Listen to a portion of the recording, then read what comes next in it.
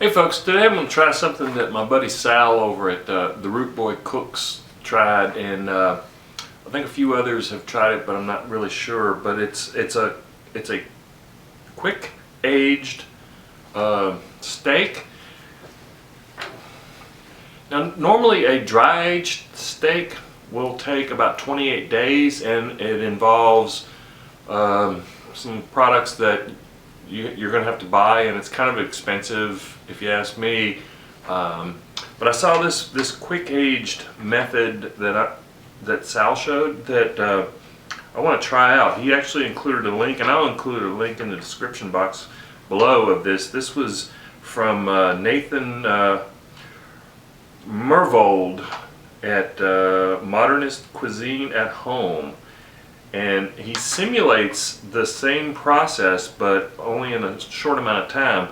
Now this is a 6-day, 2-step process, and it involves marinating the steaks in a vacuum seal with fish sauce. Now Sal, he said his was too salty, and I think, Sal, I think you used too much fish sauce.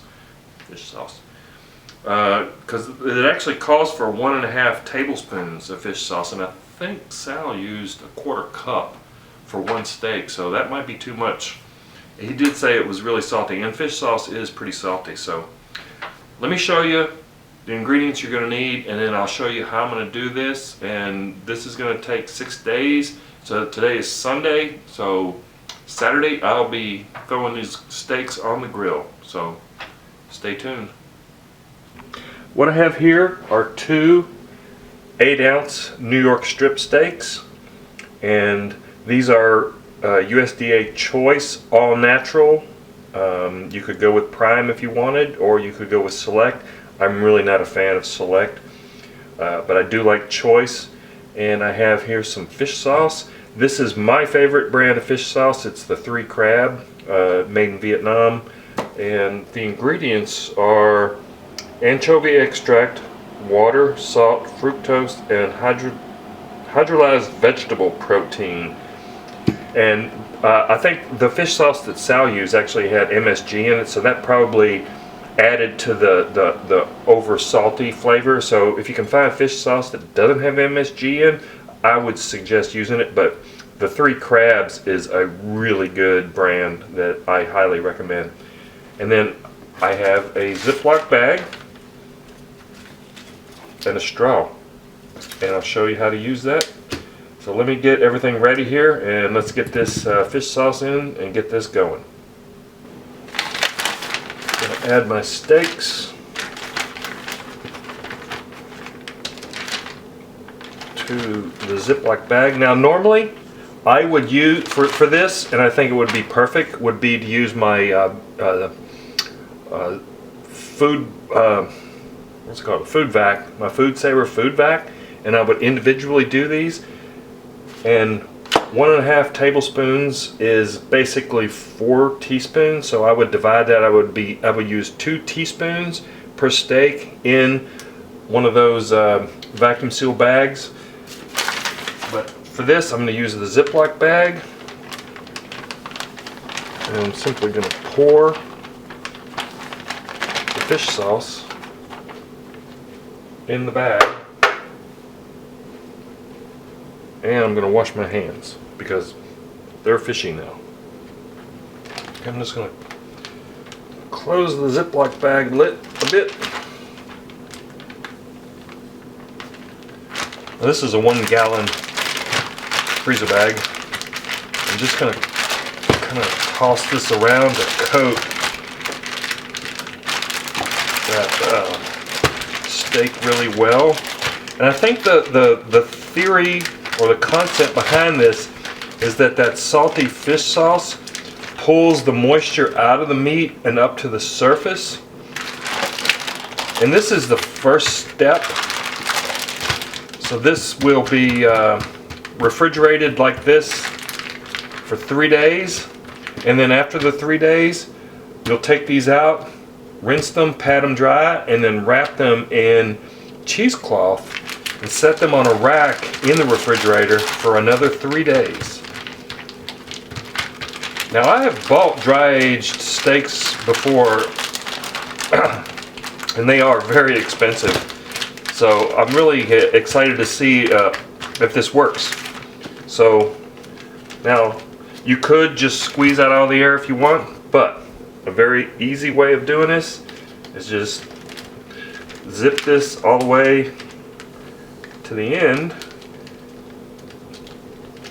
and then put your straw right in here and then close that up all the way to the end.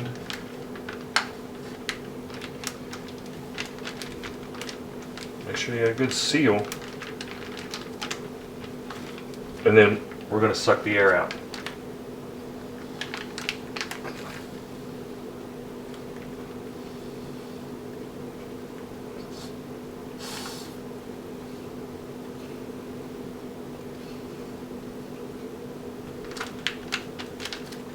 And seal it just like that. Now my breath is fishy. Oh well. Okay, there we have it. Like I said, I would use a vacuum seal for this, but I know a lot of people don't have one of those, so I wanted to try doing this. That pretty much removed a good portion of the air out of there, so I'm just going to put this in the refrigerator. I'll probably periodically turn it every now and then, and I'm going to put this on a plate so that nothing leaks out all over my refrigerator. So far this is looking pretty good. It's pretty simple. So I'll bring you back after the 3 days in the marinade, and then we'll wrap this in some cheesecloth, and then we'll just continue this process until next Saturday. So stay tuned. That has been 3 days in the refrigerator, and I've turned it once each day. The steaks look good, and once again I'm using those plastic lids, you know, you get from those disposable trays. They come in really handy. So now I've actually double checked the instructions, and they don't call for rinsing these, so I'm not going to rinse them. So I'm simply going to remove the steaks, give it a smell.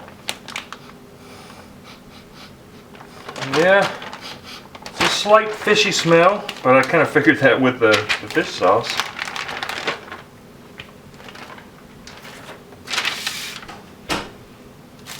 So now I've got me some cheesecloth. I'm going to wrap these in cheesecloth for 3 more days, and I thought this was going to be individual cheesecloth, so I'm going to have to cut this. Stay tuned. Cheesecloth is cut. So now I'm just going to wrap these rascals in the cheesecloth.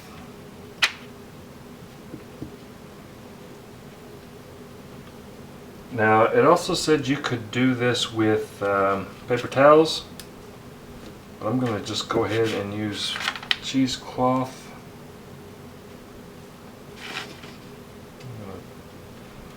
Pull this up like this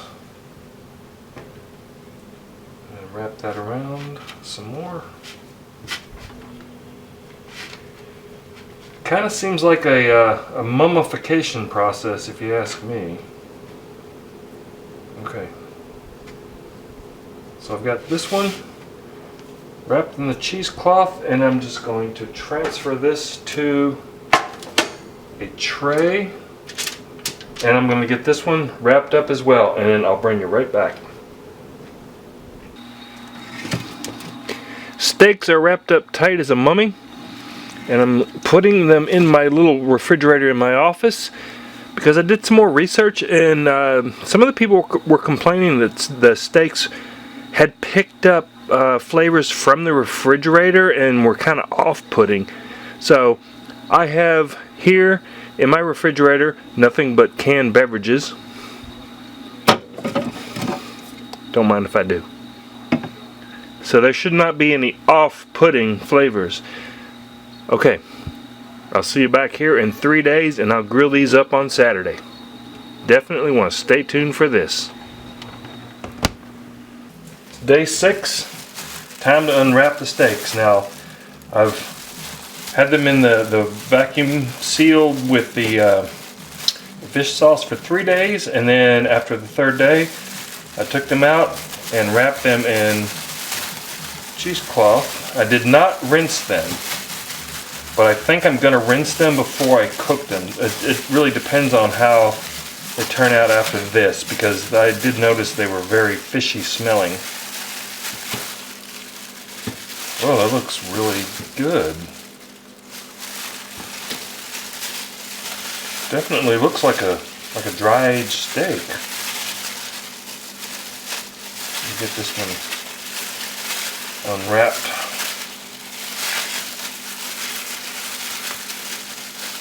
I really wished I'd weighed these before I did this process, because then I could really tell the dry age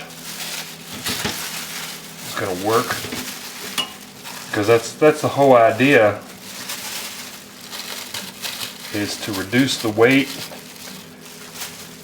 reduce the moisture, and it really concentrates the flavor of the beef. It looks really interesting. The fat looks really good. No fishy odor whatsoever. Very, that is very interesting. No fishy odor whatsoever. Now I am going to I'm only going to grill one of these, so I think I'm going to grill this one, and then this one I'm going to use for another experiment. So I've got my grill started. I can't get over how interesting that looks. And the lack of fish odor, fish smell. So I'm going to save this one. I'm going to vacuum seal this one and freeze it for another experiment, like I said. And then I'm going to throw this one on the grill, and I'm going to do something different, something I've never done. I'm going to use the reverse sear method for this, and let's see how that turns out. So next time you see this steak, it'll be on the grill. Steak's ready for the grill. Now when you do the reverse sear method, you will want to insert a temperature probe through the steak, through to the center, because you want to monitor the temperature. When the internal temperature of the steak gets up to 120 degrees, then it's done, because I'm going to start it indirectly. So let me get that steak on the grill and let's get this going. The steak will be on the grill indirect. Got my hot lump charcoal over here. I'm just going to monitor this internal temperature. When that gets to 120,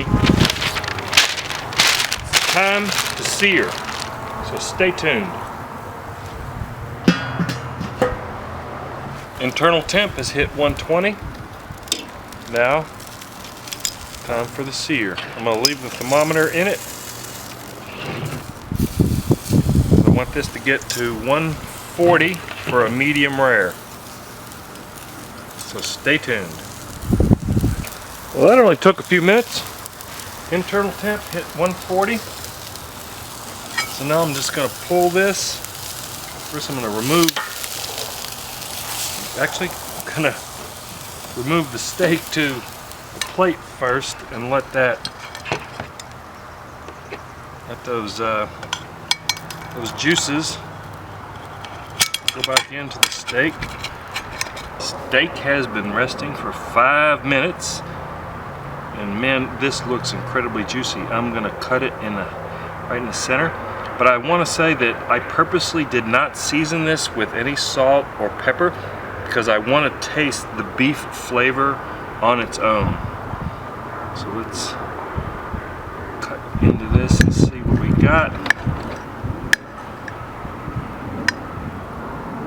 Oh, looks good. Went for a perfect medium rare. Gotta say, it looks and it smells incredible. I wish you could smell this. This smells incredible. Some of the juice. Let's give this a taste. Let's give it a taste. It's a perfect medium Wanted to go for a little bit more of a medium rare, but it's a medium. That's fine. Let's give it a taste.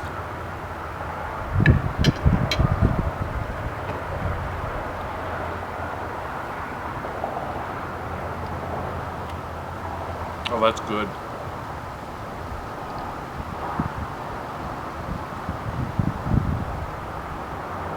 The fat is incredible. The flavor of the beef is amazing. I don't think I'll eat fresh steak anymore. I think I'm gonna, from now on, I'm gonna use this method when I want to grill a steak, because this is incredible. And I did not season it. There's no salt or pepper on this whatsoever. It is not salty or fishy from the fish sauce. Just an incredible beefy flavor. Definitely 2 thumbs up in my book. Try it, folks. I'm not kidding. This is incredible. Do not skip the step where you wrap it in the cheesecloth, because I think that's an important step. Oh man, this is so good. Now stay tuned for another video that I'm going to be shooting with the other steak. I'm going to vacuum seal that and freeze it. And I'm going to try another technique where you take a frozen steak and throw it directly on the hot coals. So you don't want to miss that one either. So thanks a lot.